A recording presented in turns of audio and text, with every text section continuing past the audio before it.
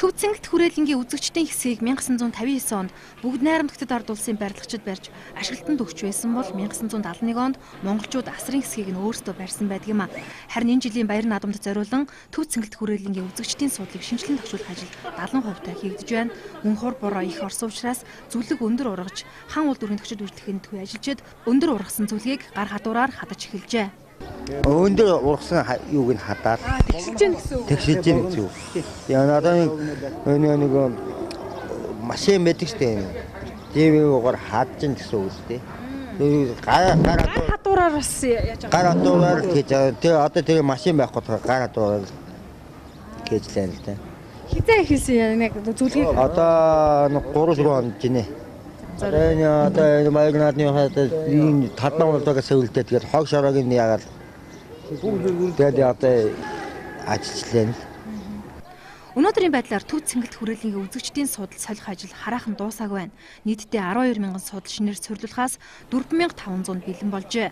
55 жилийн дараах энэхүү шинжилэлд зөвхөн талбай сандал суудлыг солио зогсохгүй гадна дотн засал чимэглэлийг давхар анхаарч байгаа юм байна. Төв Цэнгэлтгийг бүхэлд нь шинжилэн засч өөрчлөөгүй ч хүрээлэнгийн төв офисын барилгын гадна өнгийнхэн сэргэн 16 хаалгыг будаж өнгөлжээ. Мөн бичс газрын орчныг шинжилэн гадна талбай өөсөвийг янзалж машины зогсоолын тэмдэглэгийг сэргээсэн байна. Үзэгч та бүхэндээ бид Төв Цэнгэлт хүрээлэнгээс мэдээлэл хүргэе.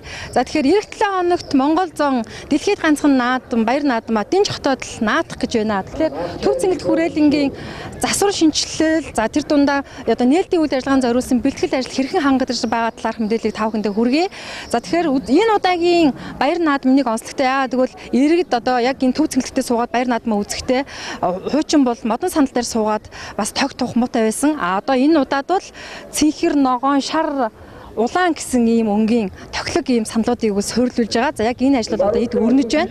Тэгэхээр зэрэг манай наадамчин олон маань бол их тухтай сууж одоо тухтай сандал дээр суугаад баяр наадам үзэх боломж одоо нэгдэж байгаа гэсэн үг. Зүлгийг одоо адил түвшинд тийм хадгах, тайрах ийм асуудал бол одоо яг энэ Төв Цэнгэлт хүрээлэнд бол өнөөдөр маргааш буюу энэ 7 хоногт бол багтаж хийгдэх гэж байгаа юм байна.